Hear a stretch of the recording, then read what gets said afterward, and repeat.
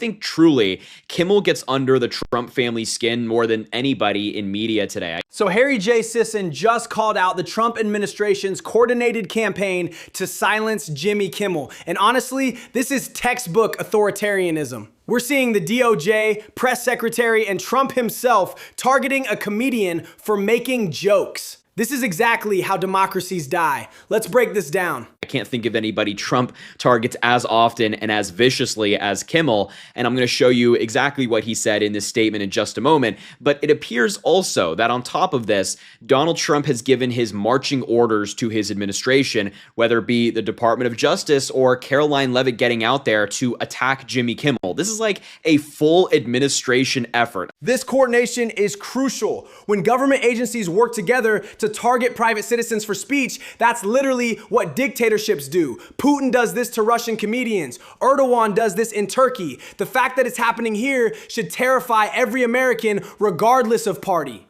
And let's just start with Todd Blanche, who at the Department of Justice today had the nerve to try to claim that it's the media and the Democrats who have created an environment of political violence in America. Just watch what he had to say. Blanche's claims are particularly rich considering Trump literally posted "hang them" about Democrats on Truth Social last month. The man who called for political executions is now claiming Democrats created the violent environment. The gaslighting is breathtaking. When you have a president who, and many people in this room, if we're going to be honest about it, have done it as well. They're just as guilty as a lot of people on X. When you have reporters, when you have media just being overly critical and calling the president horrible names for no reason and without evidence, without proof, it shouldn't surprise us that this type of rhetoric takes place. Notice how Blanche frames legitimate criticism as violence while ignoring actual violent rhetoric. Calling Trump names isn't violence. Posting execution memes is. This false equivalency is designed to make Trump the victim while he's literally threatening opponents. Like, how dare Todd Blanche and these Republicans get up there and try to put the onus on Democrats? We are talking about Donald Trump, the guy who really created this environment of political violence and political divisiveness. It was never like this before Donald Trump got involved in politics. The data backs this up completely. Political violence incidents spiked 400% after Trump's 2016 campaign, according to FBI statistics. Before Trump, political assassination attempts were rare. Since 2016, we've seen Charlottesville, January 6th, the Pelosi attack, and countless others. And remember how he started his career, whether it be before his actual entry into politics with the Central Park Five, targeting them, the awful things he would say, or when he got into politics and claiming that Obama wasn't born in the United States of America. I mean, this guy has been a constant force of demonization of immigrants, demonization of people of color, a demonization of people he disagrees with. The Central Park 5 case is perfect context here. Trump took out full-page ads calling for the execution of innocent teenagers in 1989. Even after DNA evidence exonerated them, he refused to apologize. This pattern of demonization goes back decades. Those who constantly falsely label and slander the president as a fascist, as a threat to democracy, and compare him to Hitler to score political points are fueling this kind of violence.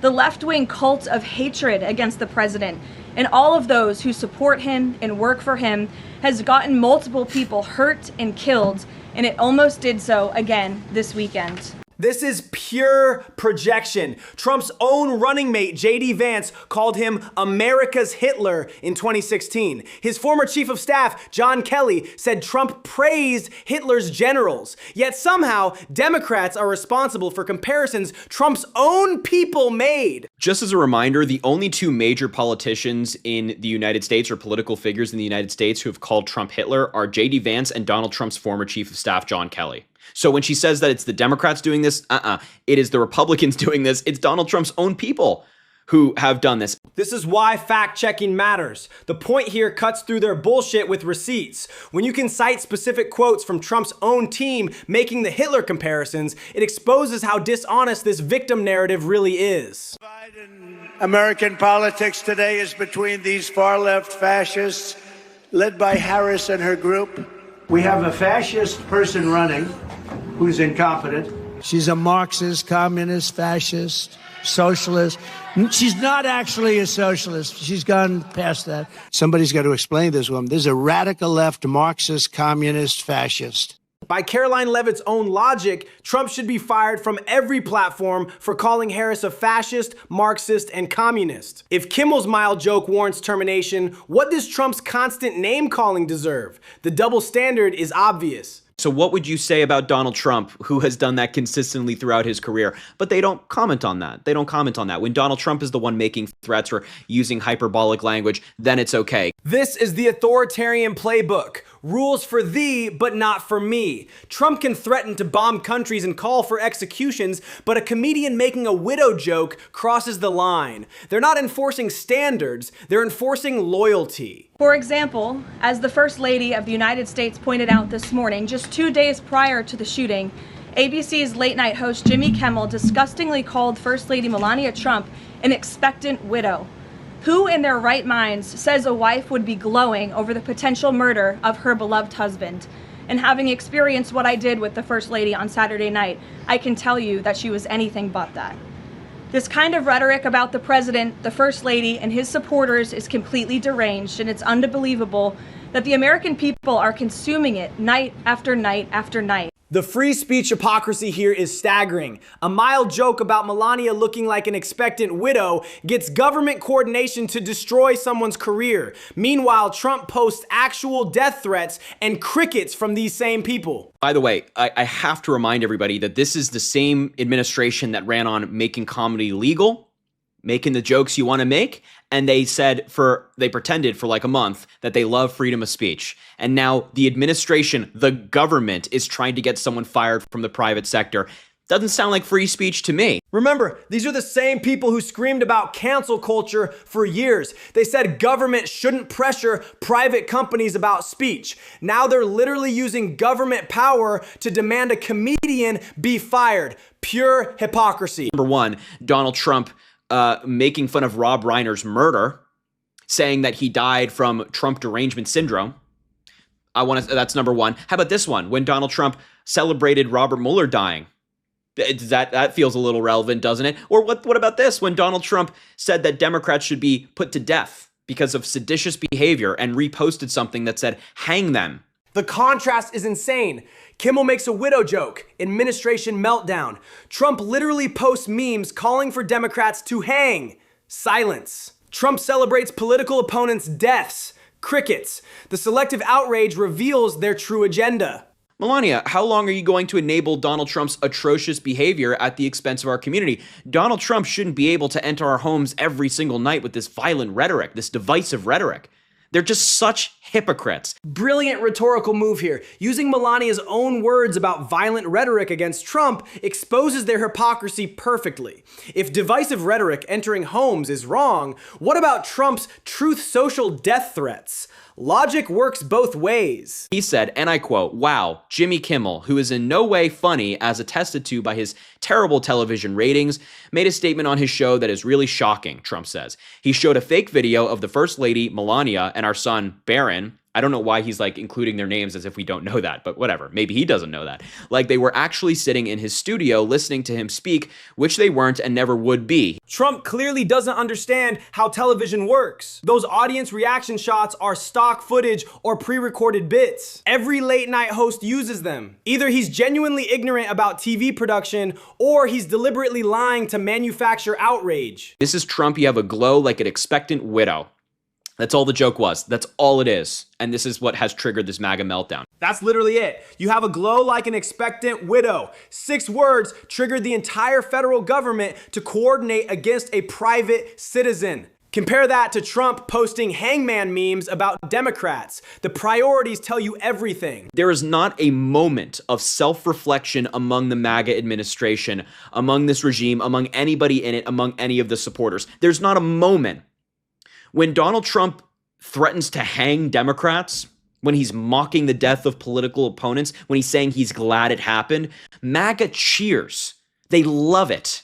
This cult mentality is the real danger. When your leader can literally call for political executions and you cheer, but a mild joke sends you into rage, you're not in a political movement. You're in a personality cult. But when Jimmy Kimmel makes a very, very light joke, I mean, let's be clear, in terms of the edgy jokes in the world, this is very, very light. When Jimmy Kimmel makes a joke like that, Donald Trump and the entire administration go after him and demand his firing. They demand his termination. On the scale of edgy comedy, this ranks about a 2 out of 10, yet it triggered a full government response while Trump's actual violent posts get praised. This isn't about protecting anyone. It's about silencing criticism through intimidation. That, thing that you can make jokes and you can say things and the government won't try to come after you. Oh, so much for that, ladies, gents. That's gone. In this world, if you make a joke about Donald Trump, you're done. At least in their eyes. This is how authoritarianism creeps in, not with jackboots, but with government coordination to destroy critics' livelihoods. When comedians can't joke about politicians without facing government retaliation, the First Amendment is functionally dead. But I have to admit, despite everything, I am so angry about the hypocrisy. I'm so angry about the hypocrisy. They don't even care. It's like they just slap Americans in the face every single day when they do stuff like this. They think we're stupid. The anger is completely justified. This level of hypocrisy isn't accidental. It's designed to break your sense of truth and reality. When up is down and threats are jokes, while jokes are threats, they control the narrative completely. They think that one day Donald Trump can get out there, just a couple of weeks ago, might I add, and say, I'm going to bomb Iran. I'm going to wipe out the entire civilization. He can say that one day, and the next he's like, you know what? I'm just so beaten up over this comment by Jimmy Kimmel. This joke was just, it just hit me right here. I'm just so beaten up. Give me a fucking break. The whiplash is insane. Monday, I'll wipe Iran off the map. Tuesday, this widow joke hurt my feelings. It's emotional manipulation designed to make you forget the actual violence while focusing on imaginary victimhood. But what a ridiculous sequence of events in American politics where this is what's happening. This is what the president and the first lady and the entire administration is focused on. The DOJ is focused on this. Don't you have something better to do? While Americans struggle with inflation, healthcare costs, and housing, our government is coordinating campaigns against comedians. The DOJ has actual crimes to prosecute, but they're focused on late night jokes. The priorities are completely backwards.